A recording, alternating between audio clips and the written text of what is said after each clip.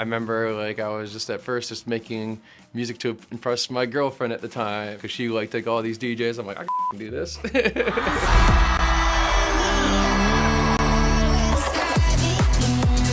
I feel like I could lose my job any day. So the second I let off the gas, someone else is gonna steam right ahead.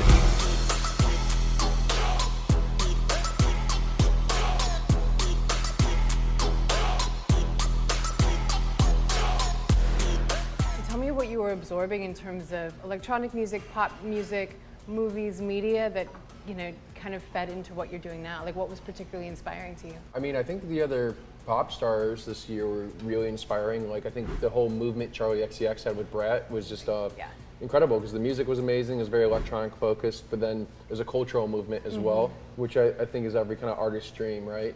And then from there, just watching like movies I needed to catch up on. Like I just rewatched like La La Land, for example. The guy who scores those movies, he does it with Damien Chazelle. This guy named Justin Hurwitz, and he's such an incredible score that super inspires me. And then I was looking into it, and like Ryan Gosling learned how to play the jazz piano within 3 months from nothing for that movie, and it just shows you that you don't even need to be particularly knowledgeable or skilled at any instrument, and you can just learn it. I just rewatched Whiplash, for example. I bought a drum kit the next day. Oh wow! Because I'm like, I want to do some drums on my next album, right? Like live drums. So how's that going in terms of figuring it out?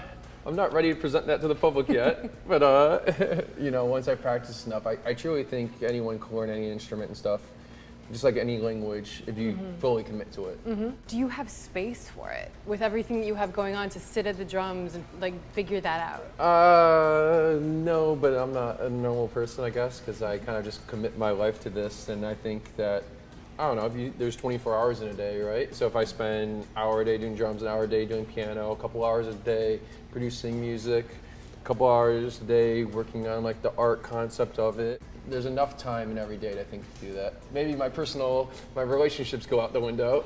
How do you break up the day that you can devote time to all of these things that you're talking about? I wake up at like 7 every day now.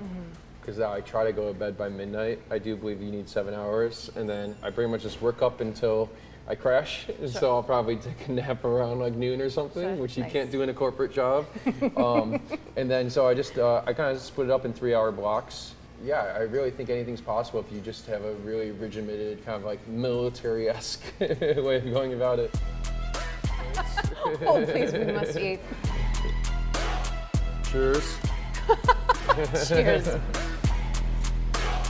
We talked a little bit before, but I would love to get into it more. Just like what you think your success says about the state of the scene in the U.S. in particular.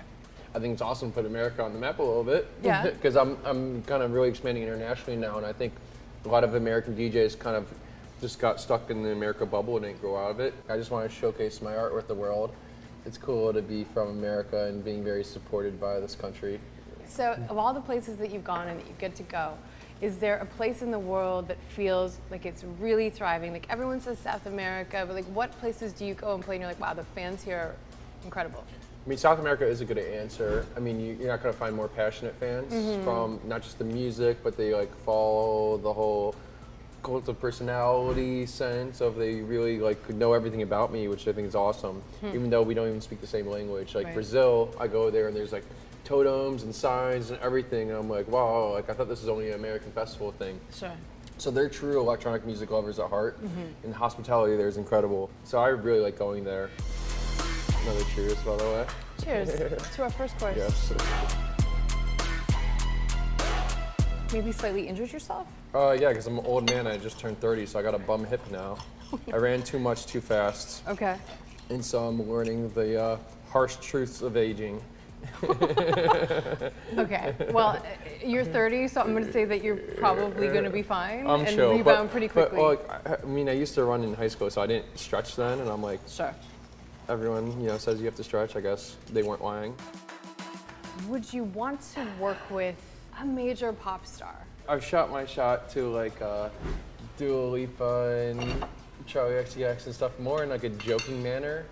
Because I mean, I think it would be amazing working with a pop star, and they're ultra talented. But I do think the best talent doesn't have the most fame or notoriety. Working with Halo, when I first started working with her, you know, she wasn't a big name whatsoever, and she was far more talented than anyone I've ever worked with prior. Can you feel it now? A lot of your songs are really lovey, and there's a lot of longing, and there's a lot of like contemplation. Like, do you feel like that's an accurate depiction of your sort of state and what you want to say? I'm a lover boy. Okay, tell us more. Yeah. I mean, I tell it to the music, not on interviews, but I think it's a cool way to be self-reflective and kind of put out what you want in the world. Yeah. Most people do that through their own personal diaries. Sure. You know, but as someone that's fully out there in the open, whether it's social media, on the news, or anything, that now that I'm used to it, now I can put that through my art as well. Let's talk about Sphere. And I'm so curious about how that opportunity came to you to support Anima. So I went and saw his show at the Sphere, which was incredible. I was really blown away by the Ellie Goulding record, and not just the record, but the visual and everything too. And Ellie's one of the most iconic EDM vocalists ever. And so I took a video of it and I tagged Anima and Ellie. I'm like, incredible record, something along those lines. And then incredible record, incredible show. And then he WhatsApped me, Mateo did, which is Anima's name. And then Mateo was like, yo, like, you like the record? I go, love it. He's like, would you want to remix it? Say less. So then I did, and then I sent it to him. He's like, I love it. Would you want to play this together at the Sphere in like a month? And I'm like, once again, say less. I'm in. And then from there, yeah, booked the Sphere show. Do you listen to dance music on your days off? That's all I listen to, basically. Besides when I'm trying to get inspired, like I said, or find new sounds. My days off, I guess, I'm listening to new music, new dance music to sign, new artists and everything too. Sure. And then just like my nostalgic favorites. If I'm a little feeling down and stuff, we all have our go-tos. What are your go-tos? And it's hard to think off the top of my head. I need to make like a playlist or something. You should make a playlist of your go-tos and publish that. People would be fascinated to know. Now that's a vulnerable playlist. But yeah, I should do that. I'll do that. It's part of your, you know, your emotional growth. Yeah, Summit's Come Down playlist. I like that.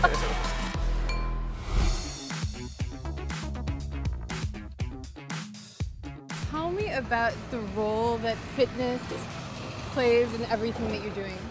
Fitness is what grounds me, because I live a crazy life. Never know what time zone I'm in, don't even know what city I'm in half the time. There's no more grounding of an activity than running, because it makes you focus on the moment, focus on your breathing. It's my form of almost yoga meditation.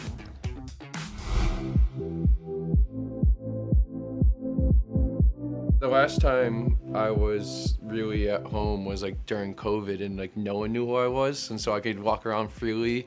And it's weird now walking around like the neighborhood town and everyone's asking for pictures and, you know, really feeling like a celebrity. I wasn't really, you know, performing in high school or anything. I didn't really start DJing publicly until college.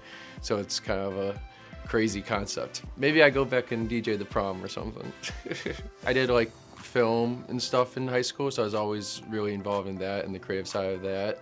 And then doing like making music on my computer and stuff. I'm not like a very instrumental person. It's always been kind of in the box, and ever since GarageBand, you know, I've gotten carried away with that. I guess I was like a nerd in high school though. Like I had like a how-to video of like how to be a bro and that like did very well at like state competitions and shit. I'm delusional, and I thought the first track I ever made was amazing, and I put the first track I made on SoundCloud.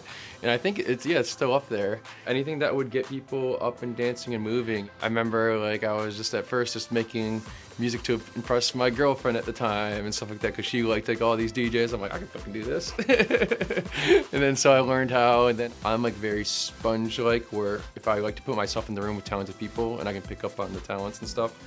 And so that's the process of the album writing I'm doing right now, is that I'm just trying to work with the best of the best, the best singers, best songwriters, and stuff like that, and create art that's never been made before. I think the standard is just making as much good as art as possible and the fans loving it. It's easier to look outside and to like be inspired by people outside of my world.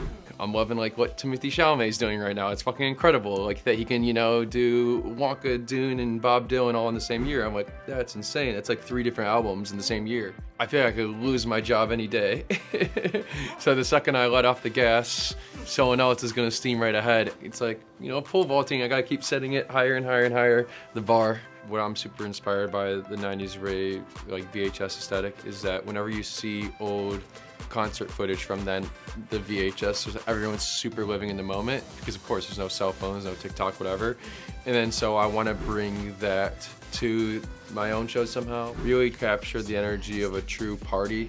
I mean, some of the best parties I've ever went to in my life, and I'm not ashamed of it all, were the parties during COVID, where it was, no one was on phones because you would get fired from your job or you couldn't do it because you weren't supposed to be there. And it was just a very like counterculture movement. It felt very like, I thought we were living in the prohibition, you know, especially me being, you know, young, broke and dumb. And then that's how I got a big name for myself as a DJ, especially in Miami here, which is why I fell in love with Miami. I kind of want to, you know, have that kind of counterculture vibe to the next album, I think. And I went to college, got a normal degree, and like I did the whole normal thing, and I was in the Matrix. Once I got fired, I'm like, enough of that. I really love where I'm at, and I'm gonna work my ass off to keep it that way.